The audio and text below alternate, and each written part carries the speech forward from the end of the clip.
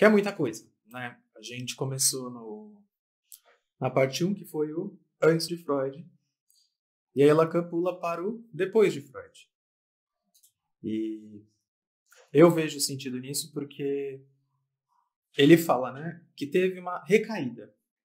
Voltou para o pré-freudiano. Depois que teve Freud, voltou para o pré-freudiano. Essa parte aqui, tipo, 90% vai ser uma crítica, né?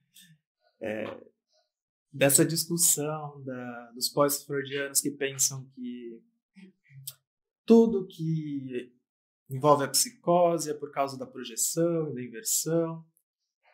E eu acho que no que eu mandei para vocês está até escrito aqui que vai rolar aqui uma discussão da perda da realidade, que não só acontece na psicose, como também acontece na neurose. Esse depois de Freud tem 5 subseções também. Vai ser uma discussão crítica do uso feito pelos pós-freudianos da teoria das psicoses, que Freud fez uma pincelada, né? E foca principalmente no trabalho do holandês-americano Maurits Caton, né, que é o cara que Lacan vai criticar, porque é um pós-freudiano que pega toda essa teoria e ele discorda completamente do que o cara fala, né? A crítica que ele faz aos pós-freudianos se torna muito mais nítida quando a gente pensa que o foco dado pelos pós-freudianos foi no ego, que nada mais é do que o foco no percepiens, que foi aquela coisa que a gente viu na aula passada, que é aquela coisa que até Lacan usa a palavra latina para falar de como antiga é esse negócio e quão ultrapassado é. Mas é isso que os pós-freudianos falam. Ah, é o ego. Ah, é o ego. Ah, é o percepiens. Então, já nessa... Eu não sei como vocês estão acompanhando, mas eu vou falando as páginas. Então, acho que na página 548 já temos aqui uma citação bem interessante. Primeiro parágrafo, ele começa com: pois as teorias atuais destacam-se pelo modo absolutamente acrítico, pelo qual esse mecanismo da projeção é nelas utilizado. Aí ele fala: não há nada em comum. Não há nada em comum entre a projeção afetiva e os seus pretensos efeitos delirantes. Ou seja, não há relação entre projeção e delírio. Para os pós-freudianos, o ego é o que está no comando de tudo. É o cara que, assim, não importa o que aconteça, ele vai estar no comando. Ele vai comandar a realidade, ele vai construir a realidade ativamente. Até que não está tão errado assim, mas o jeito que eles leem é que é um problema. Porque para Lacan também, é o eu que constrói o que, né, vemos como realidade. Mas isso não quer dizer que ele comanda o aparelho psíquico, não quer dizer que ele tenha uma primazia. E para eles o problema da psicose é que a realidade é mal feita. Nessa parte do texto ele fala muito de mecanismo de defesa da projeção afetiva. E que é isso que domina o ego do psicótico. O que isso significa? Né? Que é por meio da projeção afetiva, né, dessas pulsões originadas do id, são externalizadas como experiências externas. Qual é o problema nisso? É pensar que é o ego que comanda. De novo. Tem até o caso do Homem dos Ratos, que o Freud deixa bem claro que neuróticos também externalizam pulsões recalcadas.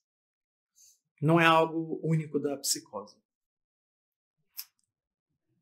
O problema é que Freud explora a hipótese de que as atitudes básicas de Schreber, eu ainda não vou entrar no caso Schreber, porque isso é na próxima sessão, que é aí que sim vai ficar interessante essa coisa da psicose, mas no Schreber, ele explora que as atitudes básicas dele podem ser caracterizadas pela negação ou contradição de uma frase, que é: eu o amo.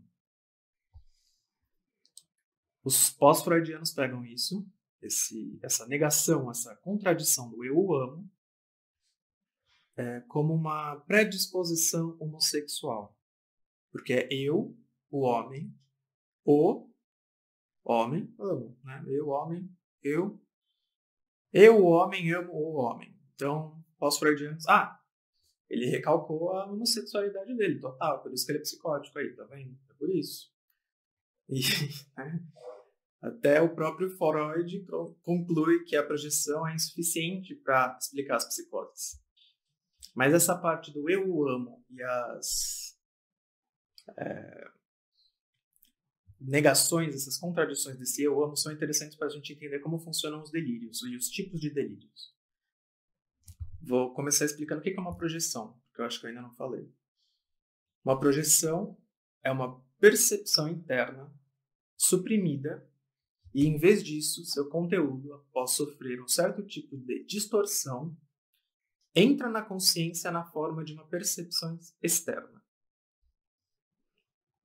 Então, em cada um desses casos que eu vou falar, das distorções do eu amo, a iniciativa é atribuída ao outro, sempre. E em cada caso, o eu, enquanto sujeito da frase, é inocente em relação ao que ocorre. É muito simples, né? Eu não tenho nada a ver com isso. É o outro que tem a ver comigo.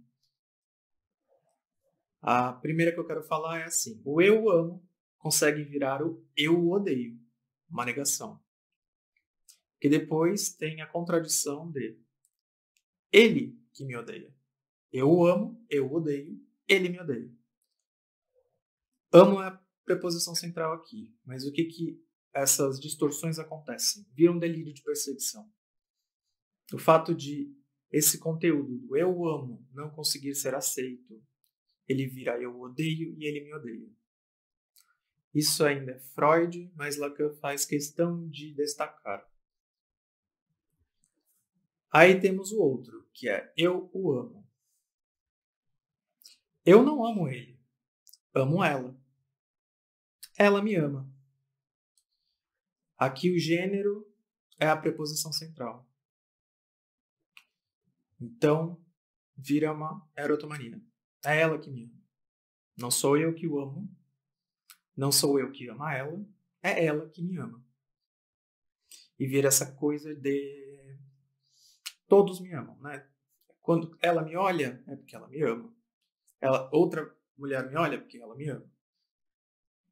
E quando acontece esse delírio erotomaníaco, o sujeito só responde à iniciativa amorosa do outro. Ele não consegue amar ninguém, mas todos que olham para ele o amam. Tem também um delírio de ciúmes, que na verdade não é nem um pouco um delírio clássico da psicose, né? Eu acho que esse delírio de ciúmes é muito comum também em qualquer pessoa, que é eu o amo. Não sou eu que o amo. É ela. Ele ama ela. Ele não me ama. Viram ciúmes aí. Dá pra entender assim como fica? E também tem o delírio de grandeza, que é o mais esplêndido de todos, na minha opinião, que é o eu amo vira eu não amo ninguém. Eu só amo a mim mesmo. Eu acho interessante só trazer isso, mas não tem assim uma importância muito grande, porque Lacan vai refutar tudo isso, vai falar, tipo, cara, a projeção não é a resposta para a psicose. Na página 549, a gente vai entrar na questão de homossexualidade propriamente dita, né? Que os pós-freudianos ficaram nessa, de que é um recalque da homossexualidade. O que acontece? A homossexualidade da neurose é diferente da psicose. Na neurose, a homossexualidade tem uma alteridade, né? Uma alterioridade.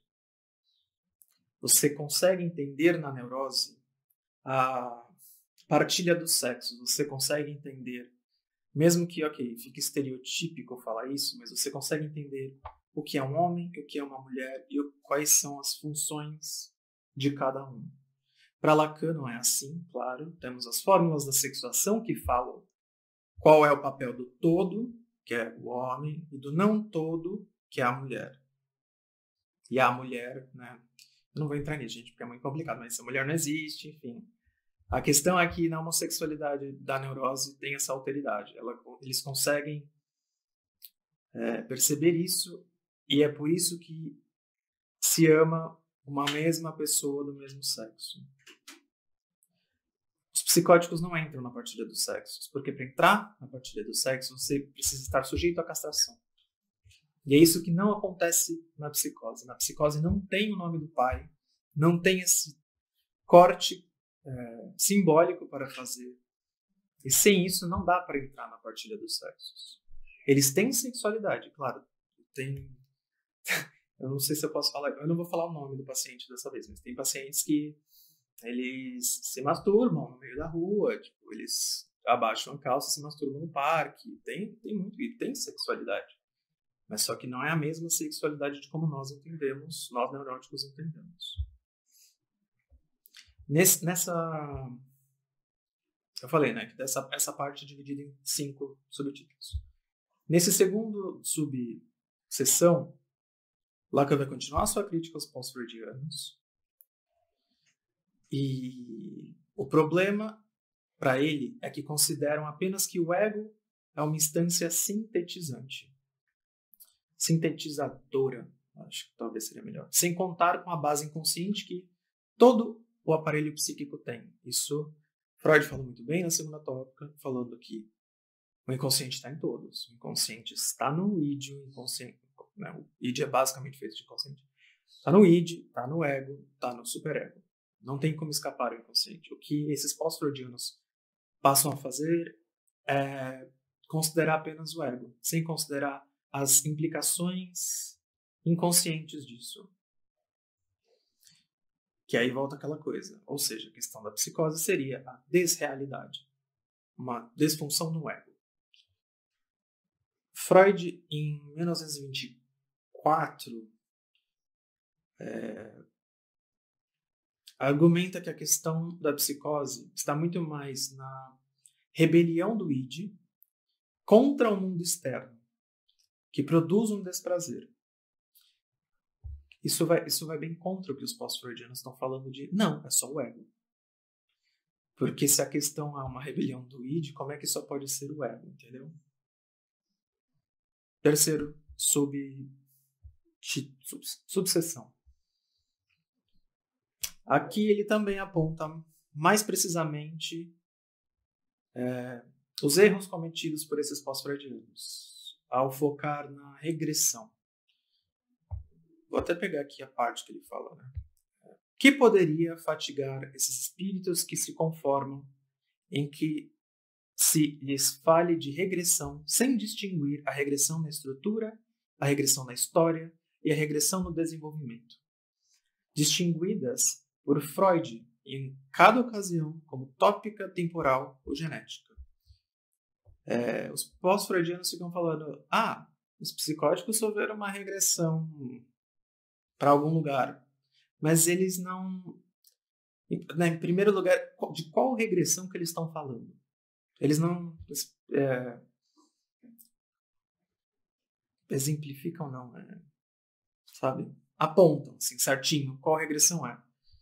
Porque o próprio Freud distinguiu a regressão da estrutura, que é uma coisa topográfica, a regressão da história, que é uma coisa temporal, e regressão no desenvolvimento, que é uma coisa genética.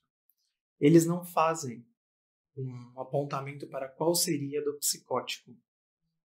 E do psicótico que eu digo, nesse caso, é o de Schreber, porque a gente está criticando aquele cara bem específico que vai comentar Schreber. Até nesse texto aqui, depois o Lacan vai falar que Schreber, se a gente fosse pensar em regressão, que o tipo de regressão que ele teria seria aquela topográfica, remetendo ao estádio do espelho. Mas isso é lá para frente, é só para falar mais da crítica dele. Outra questão que eles parecem não entender é sobre o estatuto do falo, que eles não veem como algo simbólico, mas é como o pênis real. Os pós-freudianos têm muito isso. O fala é o pênis, e não mexe disso. Eles também não, né, para Lacan, não pegam muito a ideia de castração, nem do complexo de Édipo, nem da partilha dos sexos. Eles usam conceitos freudianos sem levar em conta o conceito de pulsão, de alvo, de fonte, que é uma coisa que o próprio Lacan vai explorar muito no Seminário 11. Quem quiser ver os destinos da pulsão, tem um desenho bonitinho lá.